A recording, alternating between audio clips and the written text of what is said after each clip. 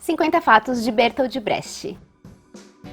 Para a construção desse roteiro, eu utilizei alguns materiais de apoio, dentre eles este livro aqui, Bertolt Brecht Poesia, que foi lançado o ano passado, em 2019, pela editora Perspectiva. Nessa primeira parte tem um material de apoio muito bom, muito potente, além de algumas experiências pessoais que eu tenho, que eu pude acrescentar aqui no meu roteiro, porque eu trabalhei com teatro brechtiano durante muitos anos. Uma outra fonte de pesquisa foi um documentário chamado A Arte de Viver, um documentário de 2006. E um último elemento que eu utilizei para a construção desse roteiro foi um docudrama que foi lançado o ano passado, em 2019, chamado Brecht. Espero que vocês aproveitem bastante esse vídeo, que vocês se sintam curiosos em aprofundar e pesquisar por conta própria depois, porque são apenas 50 fatos e, obviamente, muita coisa vai ficar de fora dessa história, dessa pessoa, porque a vida de ninguém tem apenas 50 fatos. Eu digo isso porque sempre as pessoas reclamam, mas faltou isso, faltou aquilo, é óbvio que vai faltar muitas coisas. Aproveitem, espero que vocês gostem, comentem ao final do vídeo o que vocês acharam e a gente se vê no próximo. Bertolt Brecht nasceu no dia 10 de fevereiro de 1898 em Augsburg, na Alemanha. Ele foi poeta, dramaturgo, diretor teatral, prosador, teórico, professor e ativista político. Em 44 anos de atividade intelectual, escreveu aproximadamente 2.300 poemas, 48 peças de teatro, 50 fragmentos dramatúrgicos, 3 romances, 230 contos, roteiros e argumentos de filmes, 6 coleções de narrativas e diálogos, mais de 800 páginas de diários e anotações autobiográficas, uma vasta correspondência e cerca de 1.200 artigos sobre teatro, literatura, música, rádio, fotografia, cinema, ciência, filosofia e política. Ele só não é o dramaturgo mais encenado no mundo porque tem William Shakespeare, mas o cara foi muito encenado. Ele era filho de Bertolt Brecht, sim, ele tinha o mesmo nome que seu pai, que era diretor de uma fábrica de papel. O seu pai, ele era extremamente católico, extremamente exigente. A mãe dele foi a Sofia Brezin, que também era católica protestante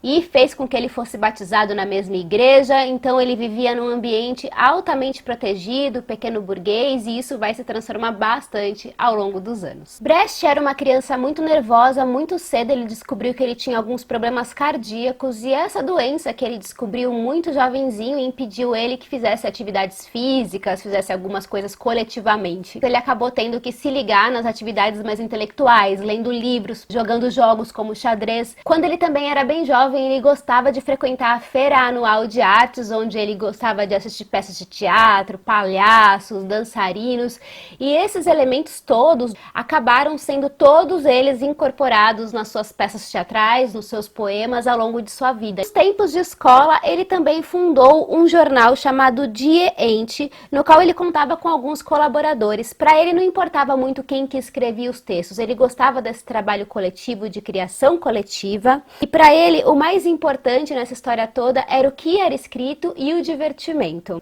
Esse mesmo grupo de colaboradores do jornal era um grupo também para festas, para diversões, eles gostavam de sair juntos para recitar poesias, cantavam, enfim, era um grupo para todas as coisas, para o trabalho e para a diversão. O Brecht, mesmo muito novo ainda, ele queria muito ser publicado, mas para ele poder ser publicado, para ele poder ser escutado, ele precisava falar dos assuntos do momento. Então a Primeira Guerra foi o primeiro grande tema que ele começou a pesquisar e a visitar. E em uma das matérias que ele escreveu, ele começa a matéria dizendo: ser mãe é sofrer. E ele acaba escrevendo esses textos sob um pseudônimo chamado Berthold Eugen. Em 1916, ele quase foi expulso do colégio por ele confrontar o pensamento da igreja, o pensamento horaciano. Ele disse o seguinte numa redação: o ditado que é doce e honroso morrer pela pátria só pode ser visto como propaganda. Morrer sempre é difícil, seja na cama ou na batalha, especialmente quando se trata de jovens. O primeiro amor do Brecht foi uma mulher chamada Paula Banhauser. Ela era chamada de Bi pelo Brecht e ele se autodenominava Bidi. A sua primeira peça de teatro chamava-se Baal.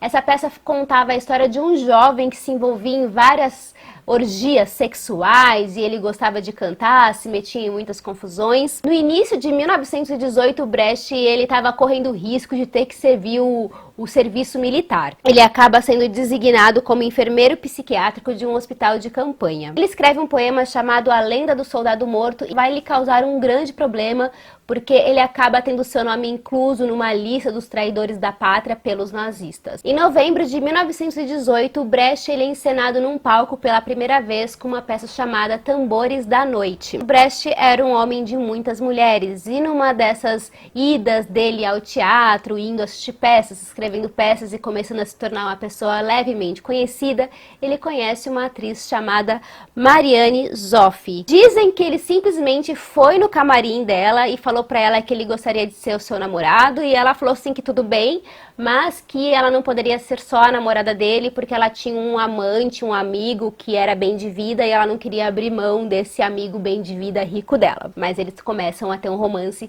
a partir daí. Só que nesse mesmo tempo que ele começa a ter esse romance com a Marianne, ele descobre que a Paula, que era aquele primeiro amor dele, o primeiro romance dele, estava grávida do seu primeiro filho, que vai se chamar Frank. Ele continua tendo uma relação com as duas, mas o pai da Paula não permite que ela se case com Brecht, que ele assuma o filho dele. Seria visto com maus olhos se soubessem que ele teria um neto, filho de Bertold Brecht. Nessa mesma época que ele assume o romance com a Marianne, ela também engravida e desse romance nasce a segunda filha do Brecht, que é a Hanne. Entre 1918 e 1920, o Brecht acaba se mudando para Berlim. Lá ele vive em condições paupérrimas, muito precárias. Ele vive mudando de casa, ele acaba vivendo em abrigos, com muito pouco dinheiro para comer, e o pouco que ele tinha para comer ele acaba usando para bebidas, enfim. Ele acaba procurando parceiros de trabalho, né, porque ele estava construindo uma nova vida numa outra cidade, e um desses parceiros vai ser o seu parceiro para a vida inteira, que eu vou falar o nome dele, que eu provavelmente vou errar, que é o Leon Feuchtwanger. Quando ele se muda para Berlim, o que acontece? Ele conhece uma nova atriz que vai encantá-lo e essa nova atriz vai permanecer na vida do Brecht por muitos anos até o final da sua vida, que é a Helena Weigel. A Helena ela é austríaca e ela é considerada uma das grandes atrizes da Áustria naquele período. E com a Helena, o Brecht tem mais 2 filhos, o Stefan e a Bárbara. Então, nessa época, a gente tem o seguinte cenário, só para fazer um resumão. O Brecht está com 26 anos, em Berlim, paupérrimo, sem eira nem beira, deixou 2 filhos, né, com a Marianne e com a Paula, e está com constantes problemas financeiros, com esses filhos todos. Então esse era o retrato desse artista enquanto jovem. Porém, o Brecht percebe que estava acontecendo um movimento ali em Berlim, que a arte começa a entrar numa seara, que ela começa a ser vendida como uma mercadoria. E Brecht resolve se aproveitar dessa nova seara da arte e fala assim, peraí, eu não concordo com isso, mas eu vou me aproveitar do sistema para tentar me manter e sustentar a minha vida, porque preciso comer. Ele passa a vender poemas, ele trabalha com todos os gêneros, publica em revistas de moda, compõe textos para discos, poemas publicitários. Ele foi um implacável negociador da sua arte. Tem até um poema que eu trouxe para vocês na semana passada, que ele fala sobre isso, sobre a venda dos poemas, a venda de quadros, como que a arte se transforma em mercadoria e como que depois de um tempo também a arte deixa de ser tão valorizada mesmo sendo mercadoria, então vira uma mercadoria barata ou uma mercadoria sem nenhum valor. Coisa bastante interessante é que nessa mesma época ele começa a frequentar alguns eventos esportivos e um dos esportes que ele gosta muito de assistir é o boxe. E o boxe, para ele era uma experiência que é como deveria ser o teatro na concepção dele. Então, a partir de vários elementos que ele acompanhava durante aqueles campeonatos, aqueles torneios, ele criou a sua própria forma de fazer teatro, que eu vou falar mais adiante como que vai ser isso mais ou menos. Um pouco mais adiante, o Brecht conhece uma nova mulher chamada Elisabeth Hauptmann, que ela vai ser a sua nova colaboradora e, claro, também sua amante. Nesse período que ele conhece a Elisabeth, ele resolve tentar novamente criar um coletivo em que ele pudesse criar com outras pessoas em parceria. Esse é um elemento da criação coletiva, minha gente, que é muito importante na trajetória do Brecht. Ele sempre trabalhou muito coletivamente. Brecht, ele é criador de um teatro chamado teatro épico, que eu vou tentar explicar de uma maneira bem simplificada.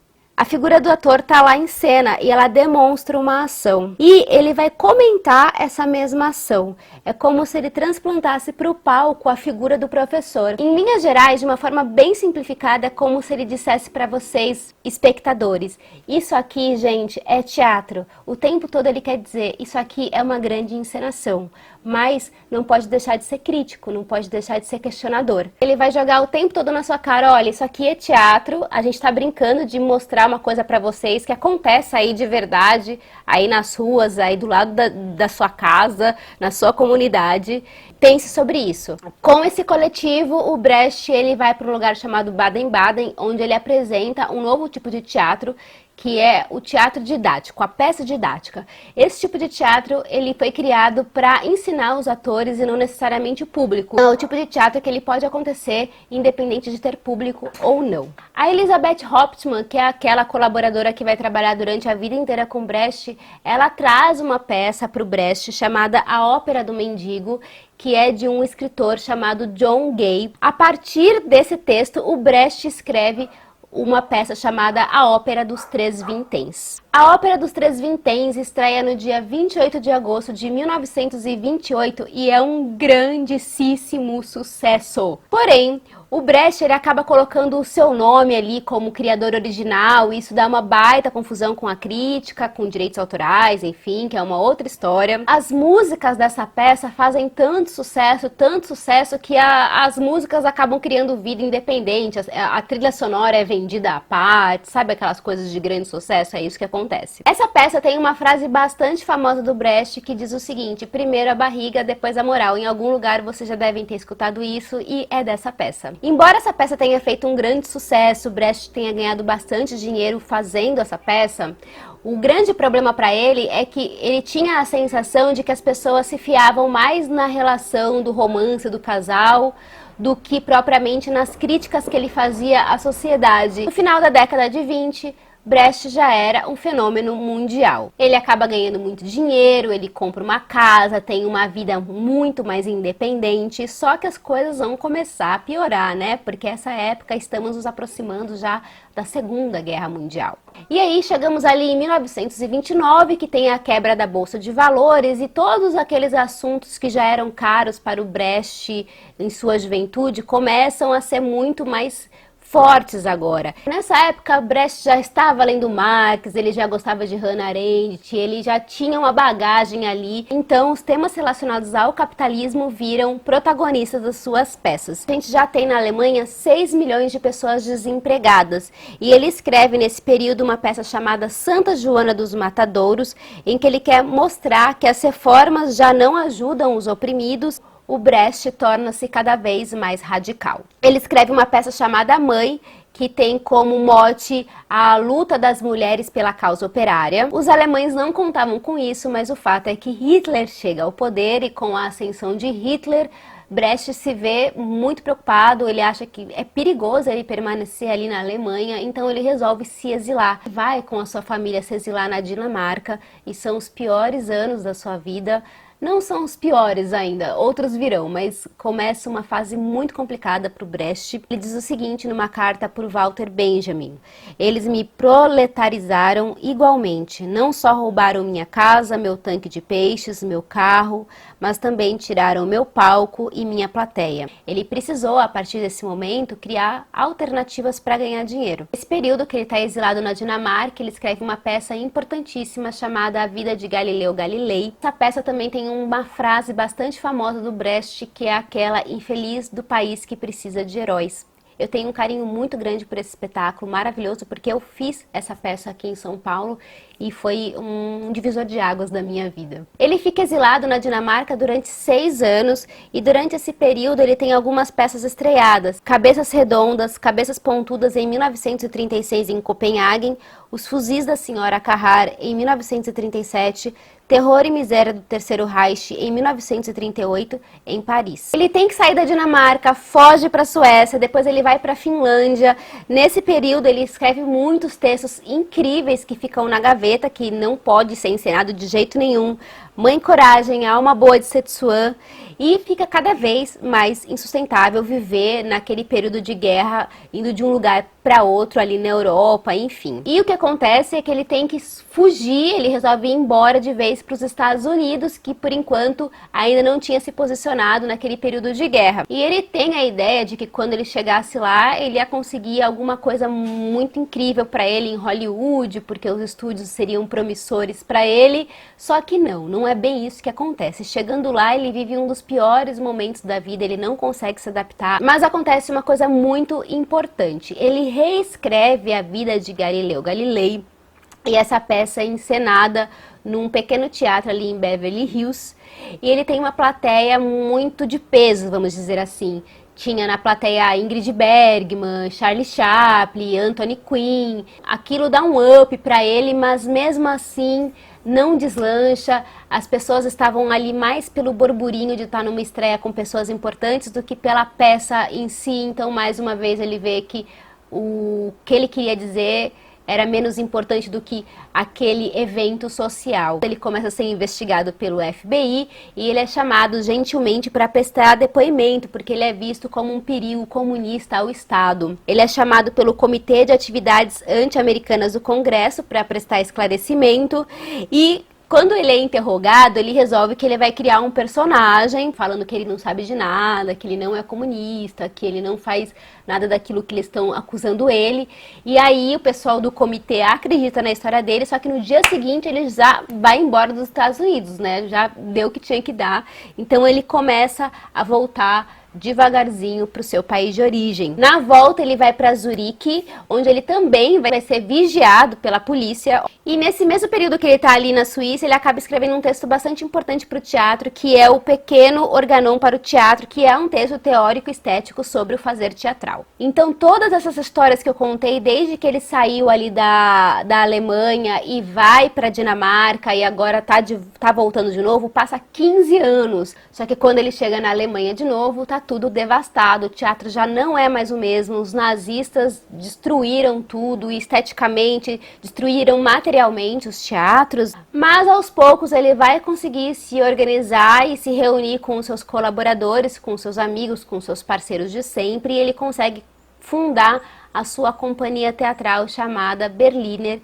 Ensemble. A Helena Weigel, que é aquela amante dele, que eu já falei lá no começo, ela vai ser a administradora desse grupo do teatro e o Brecht ele vai ficar responsável pela parte artística desse grupo. O Brecht ele era extremamente obsessivo, ele passava muitas horas e mais horas e mais horas e mais horas ensaiando e ele geralmente quando ele ficava ensaiando ele deixava as portas do teatro abertas para as pessoas que estivessem passando ali assistirem caso elas quisessem, para que elas pudessem participar de alguma maneira, para que elas pudessem ser um público ativo durante esses ensaios, então isso faz muito parte da característica do teatro de Bertolt Brecht. Em 1955, Brecht recebe em Moscou o Prêmio da Paz de Stalin e em seu discurso ele diz: aquilo de que sempre vão querer convencê-lo, os povos sabem. A paz é o alfa e o ômega de toda atividade filantrópica, de toda a produção, de todas as artes, inclusive a arte de viver. Um pouco antes dele morrer, surgiu um poema que ele escreveu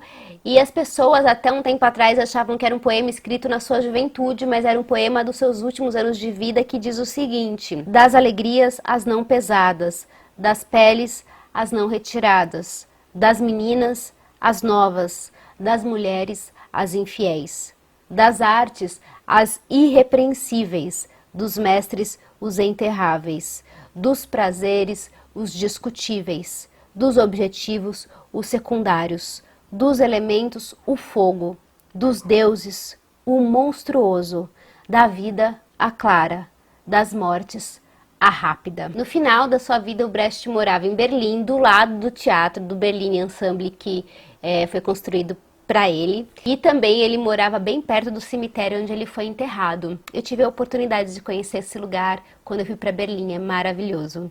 Aliás, agora na época da pandemia, eles mudaram toda a estrutura do teatro. Eu vou ver se eu encontro para mostrar aqui para vocês as imagens de como era o teatro e de como ficou agora. Eles tiraram as cadeiras de dentro, sabe? Então, eles reestruturaram agora para essa época, né? Para manter as atividades do teatro, mas com menos gente. No dia 14 de agosto de 1956, ele falece na sua própria casa de infarto. Os serviços fúnebres não houve discurso conforme seu desejo, ele não podia mais se manifestar, foi enterrado por preconceitos. No leste da Europa, ele foi lido como um poeta do Estado e no ocidente como ideólogo e servo do comunismo.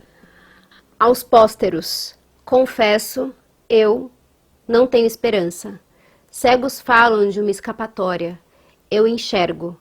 Quando os erros já se esgotaram, senta-se, derradeira companhia. O nada à nossa frente.